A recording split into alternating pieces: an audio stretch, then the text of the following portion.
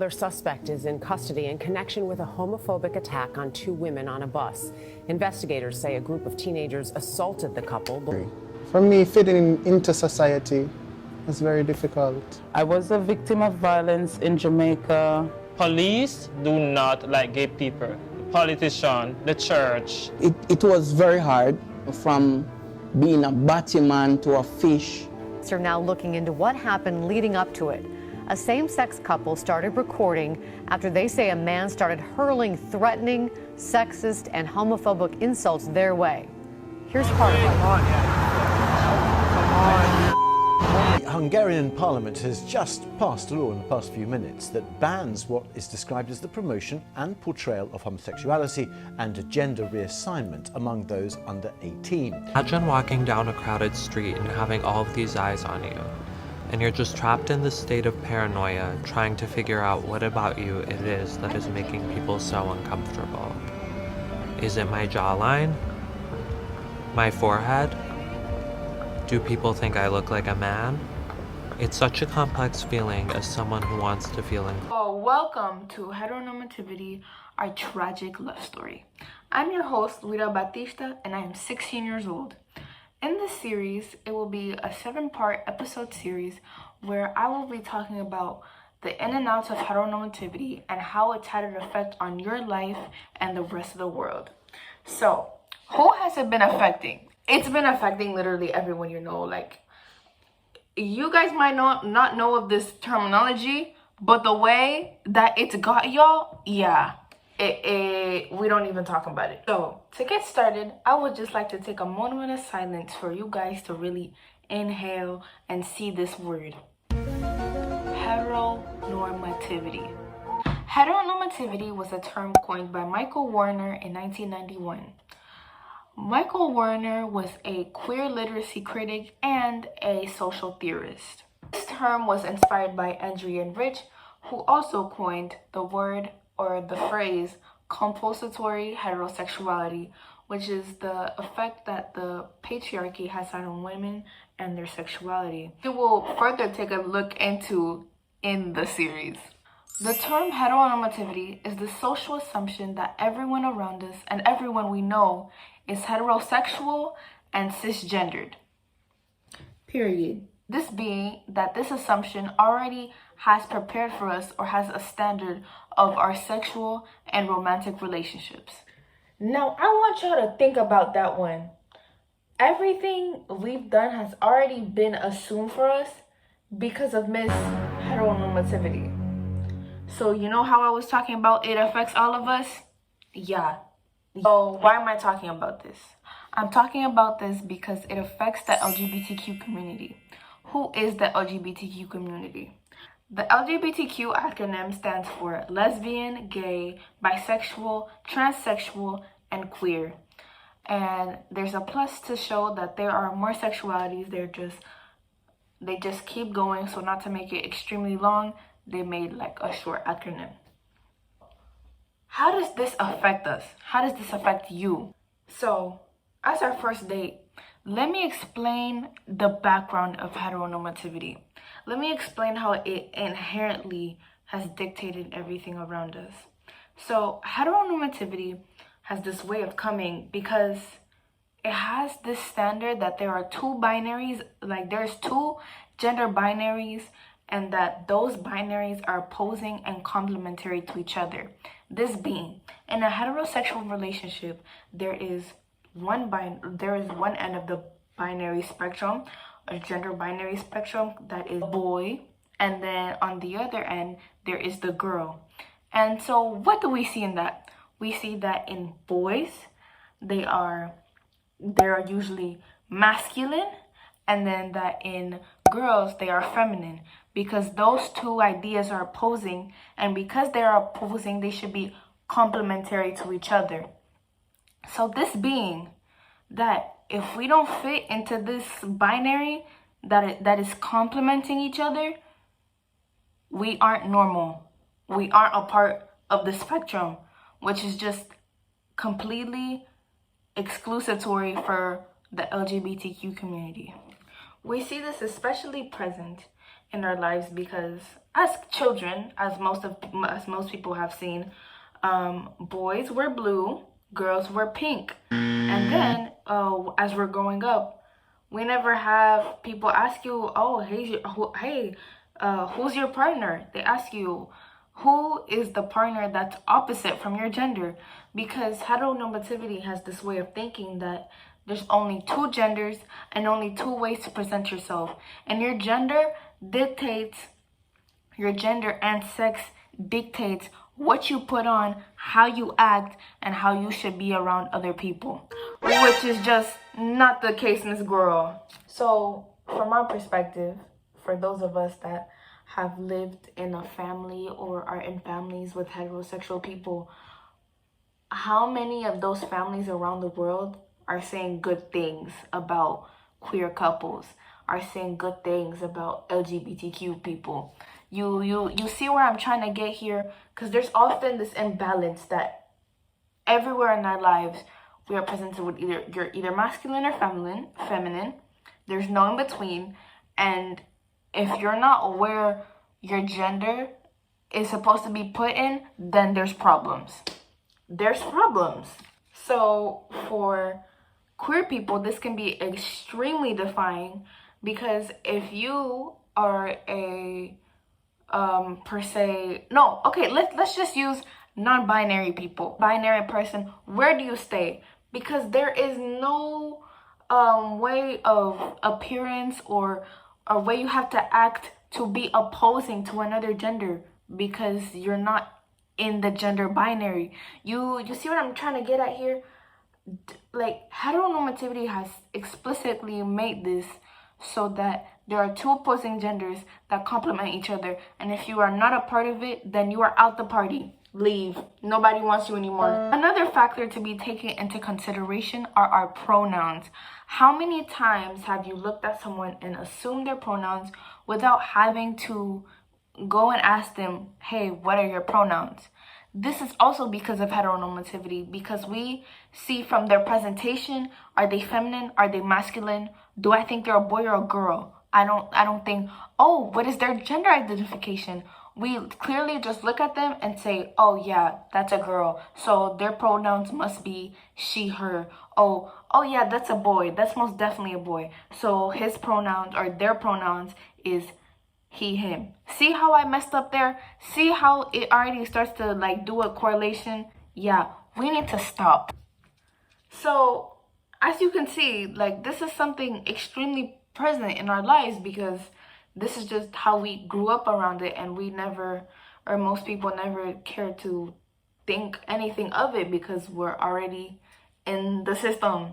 So yeah, it's extremely wow. You know that heteronormativity has been around for thousands of years. We've seen this because way before 1991, men were going to war and women were staying home. We weren't hearing of queer couples or queer people up until now. So heteronormativity has been around for a long time. So it's time for her to pack her bags. Let's give it a round of applause for Miss Tammy. Hello everyone, this is Miss Tammy, and Miss Tammy is actually a teacher at Luanda International School. Hi, I'm Miss Tammy. So actually from South Africa, born and raised here. Have my first year at LIS and loving every step of the way there. Thank you for having me here. Of course. Okay, so the first question is, what is your sexuality, if you're comfortable saying it? All right, so for a long time, I probably haven't been comfortable with saying it, although it is easier said now. I would classify as lesbian. Okay. And then the second question is, what is your earliest memory of heteronormativity being present in your life? All right, so I would say, it's present up until today. One of my first ones I would remember, which I would say sort of small, was I needed to go to a school play or was a school function, and I wanted to dress in pants and shirt because it's always more comfortable to run around and do crazy things in. And I was actually told no, I wasn't allowed to. I had to wear a dress because that is what girls wear and what is seen as normal back then. But if I have to go in depth, I would say that there was once I was walking with some people and we saw it was a gay couple, and the amount of judgment that couple got was probably the first eye-opener that I realized, like, okay, this is maybe a big problem. So yeah. And then the third one is, are you familiar with heteronormativity? I am indeed, yes. When do you think that heteronormativity was most prominent in your life? I would actually want to say in my teens. I didn't realize it as much when I was younger, just because I think I was naive and you focused in on your own thing. But as you get older, and I saw many people became more comfortable with themselves, which I'd say was in my teenage, maybe early 20s. I would say that is when it was like something that I definitely started realizing and seeing that this is a problem or something, a big factor in our lives. So yeah.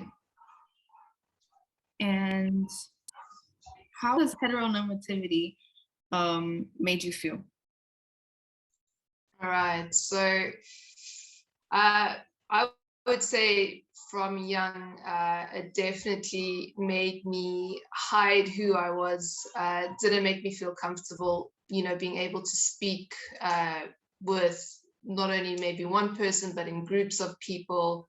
I definitely would try do the norm thing, or instead of, going out, I don't know how to put it. I don't know, what is seen as like the typical views of normativity or heteronormativity, sorry. I would probably, how do I put, this is a tough question. I would, I guess, hide who I was in order to be seen as what everyone else sees as normal.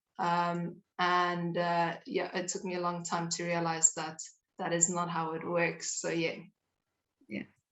And do you feel like it has gotten better in the past few years? Yes, for sure. It's still a learning process, I'd say. It's never easy getting looks or getting comments or from anyone else, and I think it depends on the person that one is, and I would say I am quite a sensitive person to other people's opinions, or some like things that they say or what they think will always affect me. But as of probably the last 2 years, it hasn't affected me as much as what it did when I was younger. As a queer person, what would you like people with heteronormativity ideologies to understand? I would want them to understand that it is not a phase, that this is, each person is born the way they're born, and I know that it can be seen as a phase because people come out or experience different things at different stages of their life, but that this is not a phase, that we are who we are, and as comfortable as what they are with themselves, we are with ourselves. And I think it's more just that this is definitely not a phase, that and each person should just love each other, because I think that is like the most beautiful thing that the world can do, is just love everyone for their good and their bad, and yeah. And what do you think we need to do to move forward?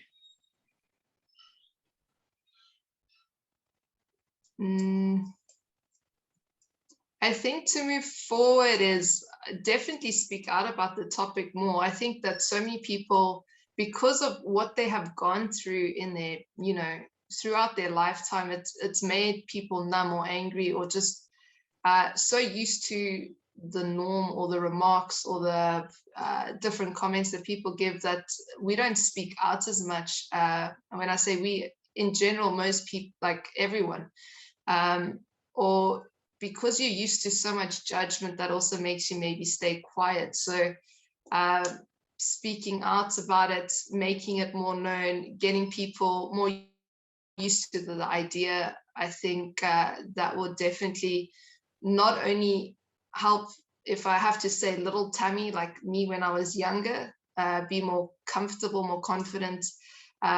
That would definitely help the future little Tammys or everyone else in the world just to not judge as much and become more used to the idea and actually be more respectful towards how they treat people, because it's all the little things that add up as we all get older, and that play a big influence in how we react and how we do life, if that makes sense. Yeah, so yeah, we're getting more exposure on the topic so that people are more mindful about how to be around those queer people. 100%. Yeah. There we go. And how do you handle heteronormativity today?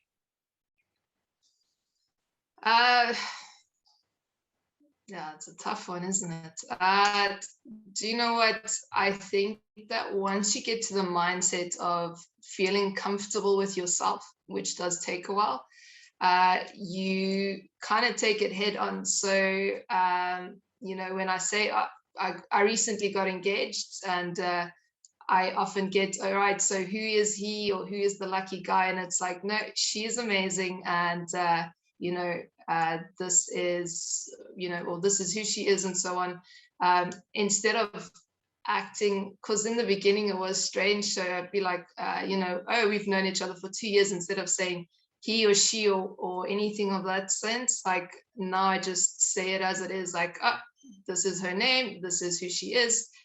She is an amazing person, and being excited about it, not hiding it, because I've been doing that far too long, if that makes sense. So yeah, I don't know if that helps, but yeah, just being confident and happy with who I am and how I answer and how I react in different situations.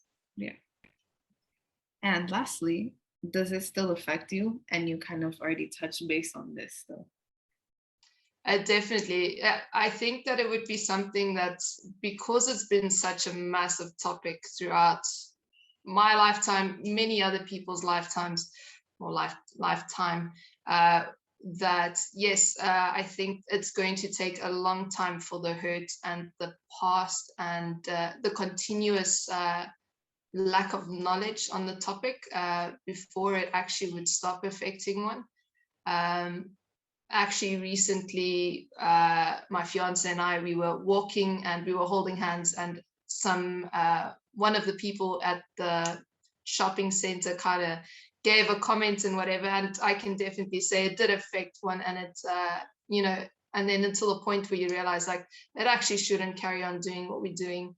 We're happy with ourselves. So, but I would be lying if I say it doesn't still affect me. It definitely does.